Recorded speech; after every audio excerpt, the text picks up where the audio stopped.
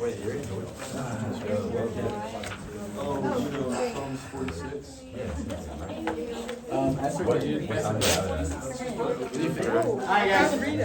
With the discovery of over 100 sites in a complex network, the whole landscape of Bronze Age Central European society that we've studied for several years has, well, our understanding of how that society has worked has changed drastically. Okay, everyone, so make sure to finish up your essays on Knossos and the fall of the Minoans and have it turned in by Monday. What the game? Crazy, man. What was the score of it? I think it was like 5-0. Yeah, that was crazy. Wild, man. Oh, bro, I got class. Yeah, I'll stay safe. Easy, bro. I'll see you. Yeah.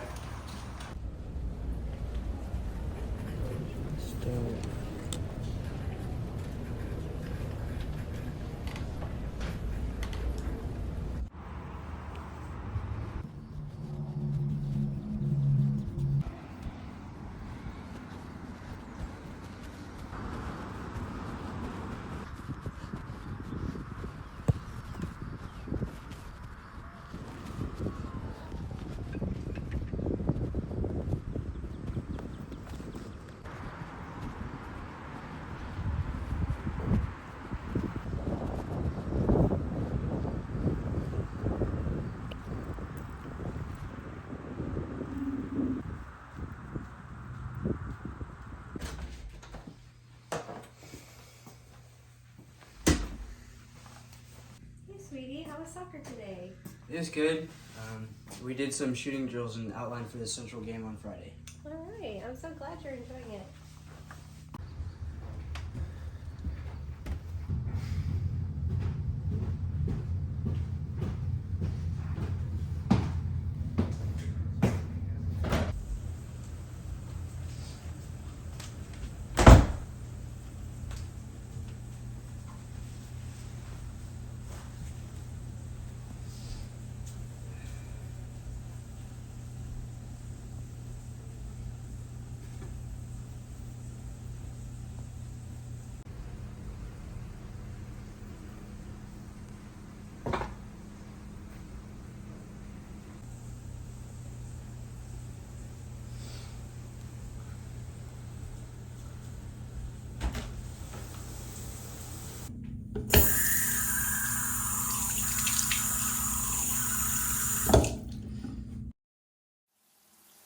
According to the Oxford Languages Dictionary, the psychiatric definition of anxiety is a mental condition characterized by excessive apprehensiveness about real or perceived threats, typically leading towards avoidance behaviors and often physical symptoms such as increased heart rate and muscle tension. Fear, anger, depression, and anxiety often group themselves together and end up becoming forces of destruction that, in a collective effort, aim to destroy the well-being of the victim and those around them. Sadly, I know this feeling all too well. All I can say is that it is cold. So unimaginably cold. It's the feeling of when you fall into a river in the middle of winter and you can't swim because the current is taking you faster than you can react. You struggle for breath as the tide sweeps you under the water over and over. You're completely restricted. And although you squirm and struggle, you can't get free.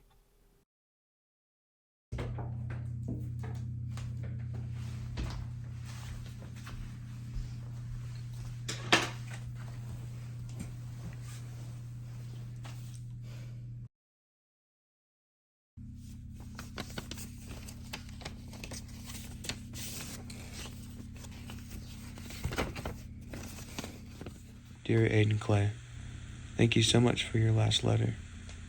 That soccer story made me laugh so hard I woke up half the nursing home. My granddaughter Layla is the only other person who makes me laugh like that. Her sense of humor reminds me very much of yours. I think you'd like her. I also want to say, Aiden, I think you're very brave. You're not crazy at all, young man. I know exactly what it feels like to be sad for no reason at all. My George has been gone for 25 years.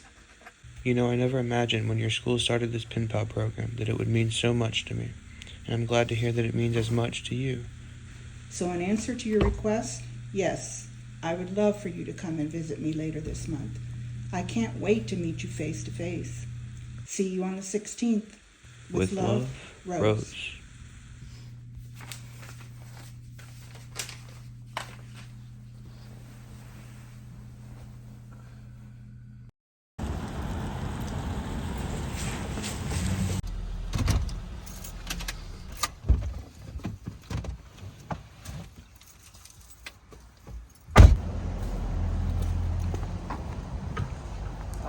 Sorry, I've never been to a nursing home before. I have a pen pal, but I don't know how to find who I'm looking for. Okay, like who are you looking for?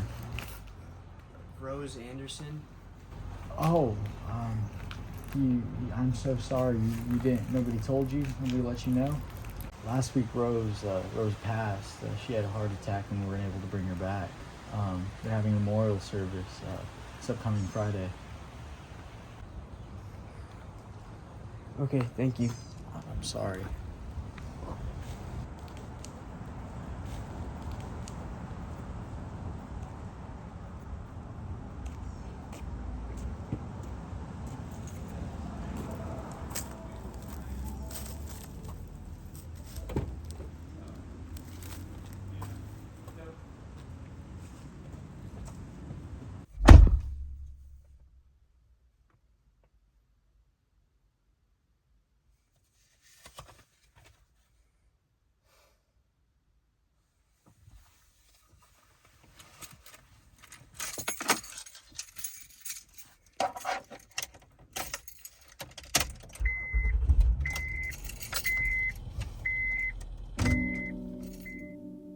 Then there's the after effect. If you survive the initial struggle that seems to last for eternity, you end up lying face up on the ground, still wet from the previous encounter. But it's all just cold, the wind whipping against every piece of you. Imagine you're paralyzed. No movement whatsoever. Not even a single finger can twitch. Then out of nowhere, a surge of energy pulses through you, yet for some strange reason, you still can't move. All at once, your muscles start to seize up. They contract and release at such a rapid pace. You feel every slight jerk and tug, but even then, still no movement. Just cold. After a while, the surges become so strong that you scream and you beg for it to stop. But there's no sound.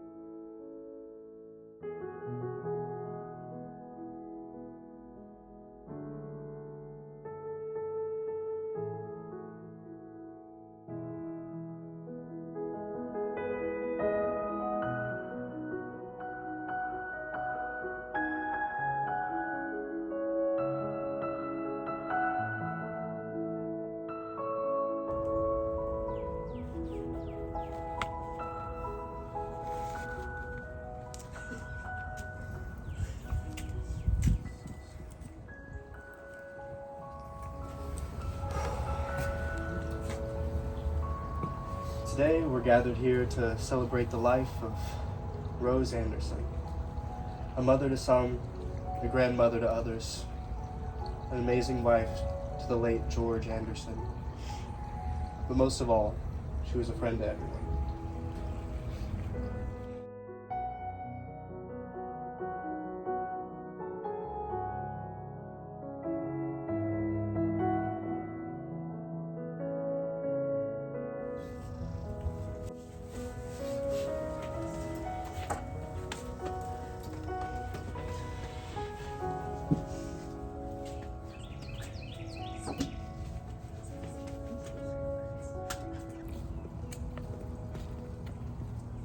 I don't recognize you. All the cousins have red hair. Are you by any chance Aiden? Aiden Clay. I know all about you. What are you talking about? To hear Grandma Rose tell it, you were the funniest person since my grandfather, who passed away a few years ago. Layla? Hmm? She said I'd like you. She said you made the last 12 months the best she has ever remembered. All I did was open up to her. I told her some of my funny stories. I liked reading her memories of George. Sometimes that's all it takes, you know? She talked about you like you were another grandson. She compared me to you.